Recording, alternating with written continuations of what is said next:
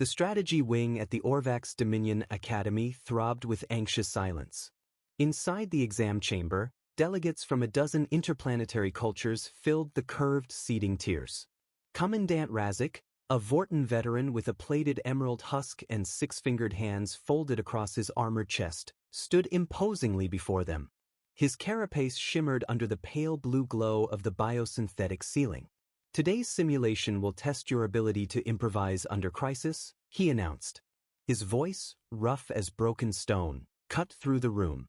"You have 3 cycles to secure Outpost Hades, 4 against a swarm-class incursion by night drift predators.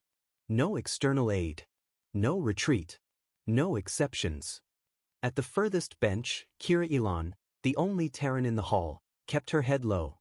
At just 21, she was a rookie by human standards, and practically an infant compared to the other candidates. One, a Rayloran tactician, had already celebrated his centennial. Another, a fog-eyed Sarid mystic, hadn't spoken aloud in 200 years. Most considered Kira a bureaucratic fluke, an outlier tossed into a game she wasn't equipped to play. While Commandant Razik's assistants passed out encoded simulation slates, Commander Herrick's, a hulking Thrishan with jagged bone plating etched with tribal victories, smirked and reclined in his seat. His smug demeanor dared anyone to outperform him. Near the center, the twin collections began pulsing in unison, 2 minds synchronized by bioelectrical resonance. They didn't speak, they just aligned. Even Tis, the jittery Feralii student whose gills fluttered when nervous, appeared more composed than Kira, who calmly adjusted the holobracer on her wrist and began linking data feeds. "The scenario begins now," said Razik. "Hades 4, population 38,000. 0 evacuation corridors. Enemy fleet ETA, 12 hours. Available assets, minimal planetary defense grid and 1 depleted orbital railgun. Reinforcements? 72 hours away. Clock starts now." Silence swept the room, broken only by the soft tapping of kinetic pens and the occasional neural interface activation. Kira stared at her interface for a moment. Then, without hesitation, she stood. Razik's triocular gaze locked on her, visibly displeased. "Cadet Elon. No dialogue during live scenarios. You've been briefed." She didn't sit. "Sir, one clarification.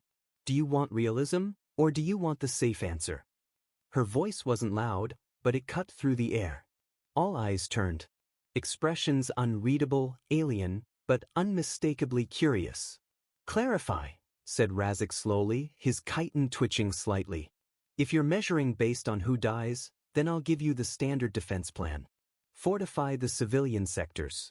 Establish fallback zones. Buy time. Predictable." She paced a few steps forward, eyes calm. "But if you're testing how we think, then casualties aren't a failure, they're a lever. I'll build traps using sacrifice, break enemy momentum with decoys, maybe even let them take 1 sector to draw them in." A hiss of air broke the stillness, Commander Herrick's scoffing. "The human hasn't even begun and already she's planning failure."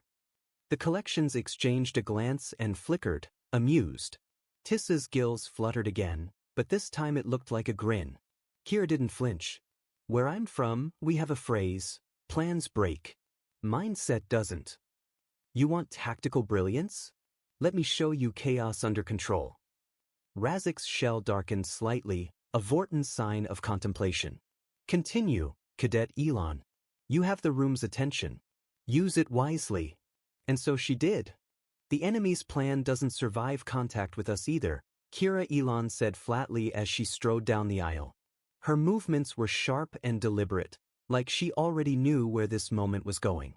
Commandant Razik didn't intervene. His interest was clearly piqued, though he masked it behind a rigid stance and a stony expression. "Every species here treats battle like a ceremonial duel," Kira continued, turning to face the hall. "Move. Tatu. Refined losses. Glorified sacrifices." She gestured casually toward the rest of the chamber. "Herrick's over there?" She nodded to the massive Thrishan. "He's crafting a cinematic last stand. Probably plans to go down in flames and have it immortalized in some ancestral data scroll." She pointed upward toward the Calcian twins. Those two?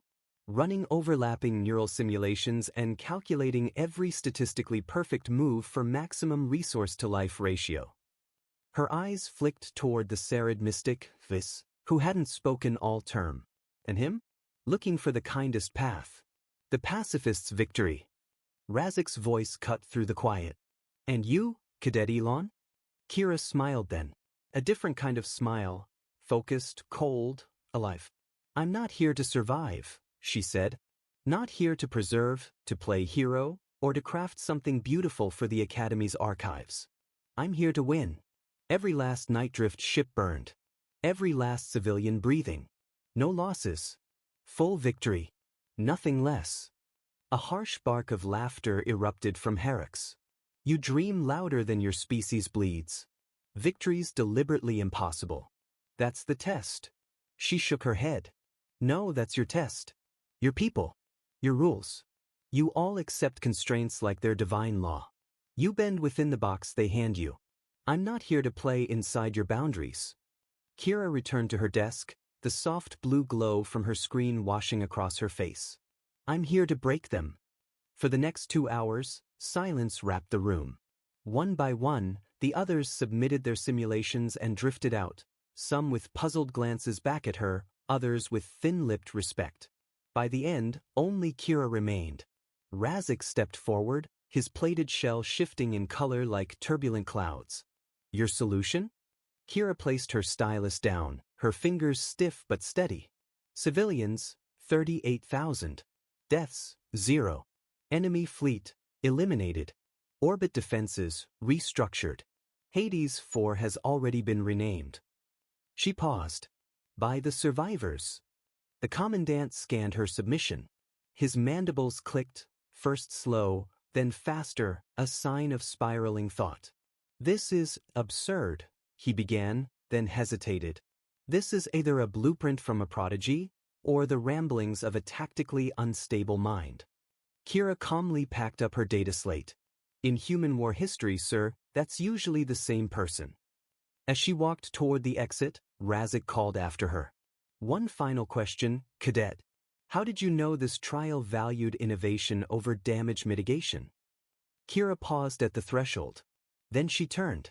Because you're not just another examiner, she said. You're Razik of Core Prime. The strategist who rerouted a dying fleet through a dark matter trench to outflank a planetary blockade. 2 million lives, saved with a move no one else dared to consider. She motioned toward the now empty chamber. You didn't design this to watch us collapse with dignity. You designed it hoping someone would cheat the universe and survive. With that, she stepped out, the chamber door sliding closed behind her. Razik stood alone, reviewing the details of a solution that bent every assumption, rewrote the standard doctrine, and pulsed with terrifying ingenuity. And for the first time in years, he felt something he hadn't during a cadet's examination. In the corridor, Kira allowed herself a rare smirk. The kind of smirk Terrans wore when they'd just done the unthinkable. When faced with the impossible, she hadn't accepted it. She had rewritten it. The next morning, Commandant Razik stood alone in the observation spire, staring down at the cadet training fields below. The light from Orvax's twin suns filtered through the crystal glass, bathing the steel floor in fractured blues and reds. He hadn't slept. Kira Elon's solution had haunted him. Not because it was flawless. On the contrary, it was reckless. She had leveraged the station's gravel to fake a reactor breach, sending false distress signals through enemy frequencies while cloaking real troop movements through underground service tunnels. She'd rerouted power from life support to overcharge inactive drone hulls, turning them into remote detonation traps. She'd even proposed sealing off entire decks, temporarily, with civilians still inside, trusting their survival to a calculated sequence of pressure-controlled detonations and emergency overrides. High risk, even higher return. And it would have worked. It shouldn't have. But it would have. Razik hadn't authorized her solution to be shared. Yet by midday, it had already passed through the Academy's informal backchannels. Cadets who had ignored her days before were now dissecting her approach in detail, arguing its ethical cost versus its strategic elegance. The Chalcyon twins had even requested access to her source code for academic dissection. The buzz wasn't just among the students, either. A message from the Central Defense Council had arrived on a secured channel, requesting full transcript of Cadet Elon's submission. High priority. Subject flagged for strategic innovation. Possible reassignment to live scenario task force. Razik knew what that meant. War was no longer theoretical for her. Down in the training yards, Kira sat alone again, just like the day before. But this time, no one looked at her with dismissive curiosity. They looked with respect, caution, maybe even concern. And yet, her eyes didn't hold pride. Not even satisfaction. She wasn't interested in the fame that would follow. Not the decorations, not the data file mentions. She had never played for recognition. She'd played to win. No plan survives contact with the enemy. That old military adage echoed in his head. She twisted it, flipped it on them all. No enemy survives contact with her.